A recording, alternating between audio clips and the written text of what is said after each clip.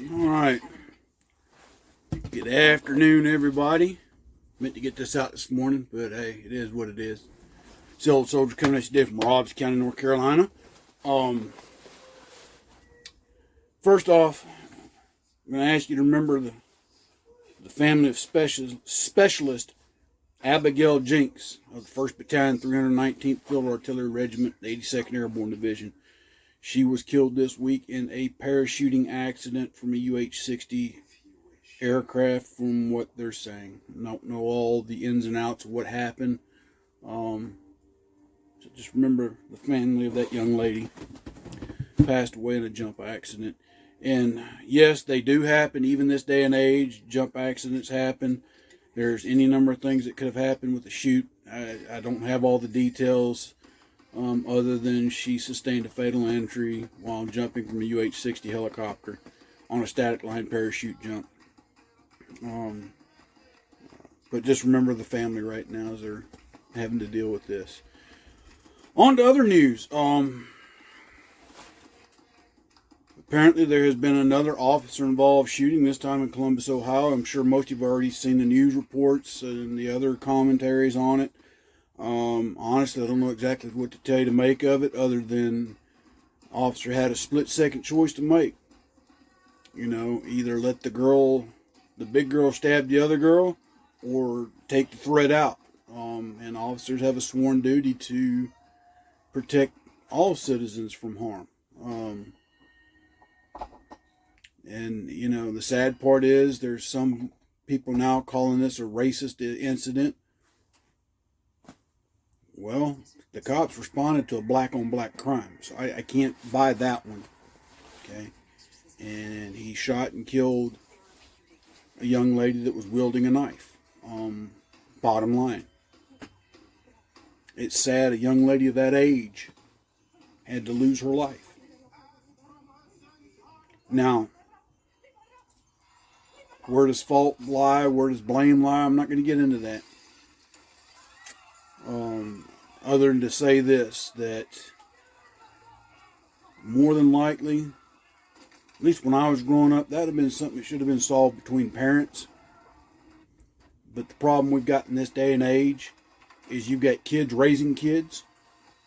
And I'm not saying these two girls' mothers were in, but I'm just saying it as a whole. And it's kind of a blanket statement, I get it, but, you know, sadly, you've got kids raising kids. You've also got kids that are being raised without both parents in the household. And then it creates its own set of problems, is what I'm getting at. There's also in that video showing a young man kicking another girl in the back of the head. I don't know what's up with this mentality of young people today. I really don't.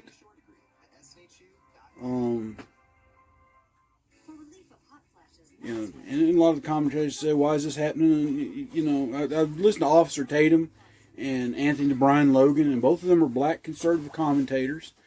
Officer Tatum, you know, went on to say black communities and you need to stop acting this way. But I can tell you, I've seen it in white communities, that type of behavior with the young people. I mean, I think it was 4 or 5 years ago, the video come out with a girl.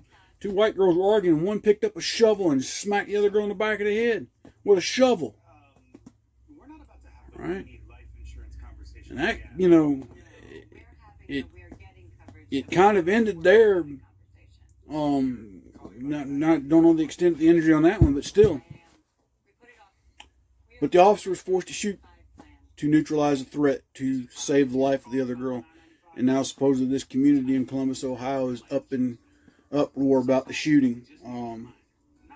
All I can say is be prepared, folks, because again, they're going to exploit incidents like this every time they happen to further push this defund the police. And I know some of you out there probably you don't care for law enforcement in the extent that you can do with or without them. I get it. For me, I've got the utmost respect for law enforcement. My grandfather was law enforcement, had an uncle killed in the line of duty in law enforcement. His wife was in law enforcement. Okay. There's good cops and there's bad cops. I've dealt with them, you know.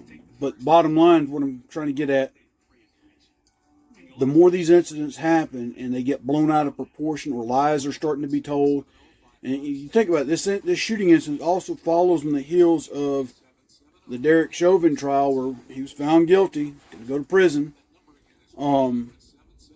which I think I got mixed feelings on that one. I think some of the charges he was a scapegoat for, some of them probably warranted. But as far as that trial goes, that man was convicted in the court of public opinion, in the court of propaganda media. I don't think he would have gotten a fair trial anywhere in the United States.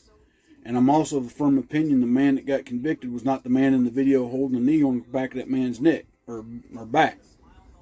And you take that for what it's worth. Okay?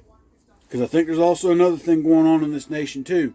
Let's go back to the shooting where the officer said they were going to tase the individual and shot. But if you go back and watch that video, you don't hear the gun discharge, you don't see the gun cycle. Where the Daunte Wright, I think was the guy's name. Go watch that video again and tell me if you hear a gunfire during the course off that officer's body cam. And I don't think they've released any other officers' body cams of the incident. If they have, I haven't seen it. Correct me if I'm wrong down in the comments below. But again, I think something bigger at play there. Okay, so I commented on a friend's Facebook post today about thanking. He commented, "Thank all the officers that did show up to work today." Because from what I understand, and I could be wrong about this, but I'm hearing that the Atlanta Police Department is only at 50% manning. Okay, and for many police officers, I can't blame them if they decide to call out. I can't blame them if they don't want to take the risk to answer certain calls now. All right. Many times when they get these phone calls to go to these domestic violence situations, they don't know what they're going to encounter, what's going to happen. And I've got friends that are police officers who have showed up to, say, an incident where a wife calls on a husband and shows up, goes to arrest the husband, and then the wife attacks them. No, you can't take him off. Or they show up to a fight between two teenagers, and then the parents get involved and start slinging and throwing. It gets chaotic real quick, real fast. And so now, I'm to the opinion now, if I were a police officer and I got a phone call, there's teenagers in such and such neighborhood fighting, and it's a known neighborhood where kids do this all the time, I'd call dispatch. Well, call us when they need the ambulance, and we'll be there. And let them do the, and you might say that's a cruel mentality, but when an officer of the law who has a family to take care of, family to raise, has to make that call, and they could lose all of that because the media does not truthfully report, or they side with a political movement, i.e. Black Lives or Matter bull crap and Antifa bull crap. Okay. In other words, they're backing that to push an agenda. And now that police officer's life is ruined and the family's life is ruined. So now I can't blame police officers in certain areas for not coming to work at all. Some quitting, going other places. Cannot blame them one bit. So I responded to my friend's Facebook point to sum it up that, be prepared. We may have to start policing ourselves. And what I mean by that is, and this is why it's important, if your state requires you to get a concealed carry permit to carry a concealed weapon, you need to do so. And you need to make sure you are extremely familiar with the laws of your state and adjoining states that you may have to travel through. And the reason I'm focusing on this, because of what has happened today, is the fact that things are becoming more and more chaotic, especially with these incidents where police officers kill, and I hate to say this, and I may lose some followers over it, oh well, but when a police officer kills a person of color versus a Caucasian, okay? Now you say, "Oh, soldier, that is a race." No. I'm just telling you from the media's perspective. The media is going to run with that, and they're going to find fault immediately with the law enforcement, first and foremost. Then they're going to take a scumbag like George Floyd and martyrize them, make them out to some hero that they're not. That said, the man lost his life, and I don't wish that on anybody. But at the end of the day, you know, the toxicology reports have come back now stating that he had enough fentanyl in his body to kill 3 men. So either way it goes, he was going to die that day. No excuse for putting the knee across the back of the neck if that's what happened. I get that. Or the blatant ignoring his plea that he couldn't breathe. Okay. But let's be clear that he himself was no hero. He himself was not a role model nor an example. All right. And that's what the media, though, wants you to think otherwise. And I've said it before, many of y'all know this. So, if you do not have a concealed carry permit for your, the state you live in, if they require you to have one, some of y'all live in states now that have constitutional carry, and that's great. That should be the law of the land because it's the Second Amendment. But states are doing what they want to do in those cases. But if not, I encourage you to get one. And when I say also police yourselves, we may find ourselves in a position here in the very near future that when you go out to go to the store, you may need to start going with a group of like-minded people because there are strength in numbers. I'm not saying you go into Walmart, Kmart, Food Line, Winn-Dixie, whatever you're, 40 or 50 deep, but a group of 4, 5 at most, you can watch each other, you can take care of each other. All right? Just keep that in the back of your mind because it may be what we're coming up against here in the very near future. And with that, I'll get off my soapbox. Again, I just ask you to remember the family of the fallen soldier that died in a parachute jump. But remember our law enforcement officers as they're up against some extremely tough times right now. And I'll close with this, that they need better training to handle certain situations that require de-escalation that they just don't get trained for. And it's not an excuse, it's just the cold truth of the matter, speaking to people I know that are in law enforcement.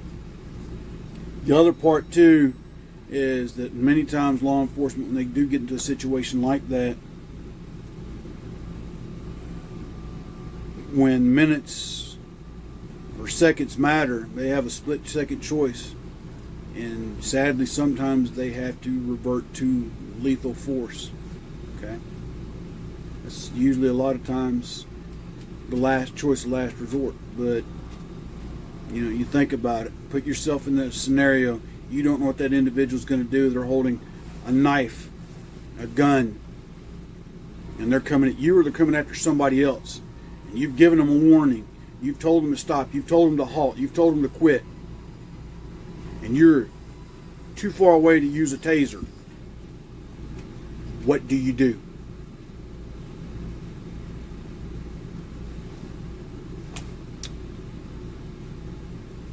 Till tomorrow, my friends, God bless, take care, stay safe, stay vigilant, stay armed. Keep your eyes open, your ear to the ground, keep your neck on a swivel. Watch out for one another. And until tomorrow, anyhow, anyway, Kyle, love you, brother. Enjoyed our conversation last night. Till tomorrow, God bless, take care, soldier out.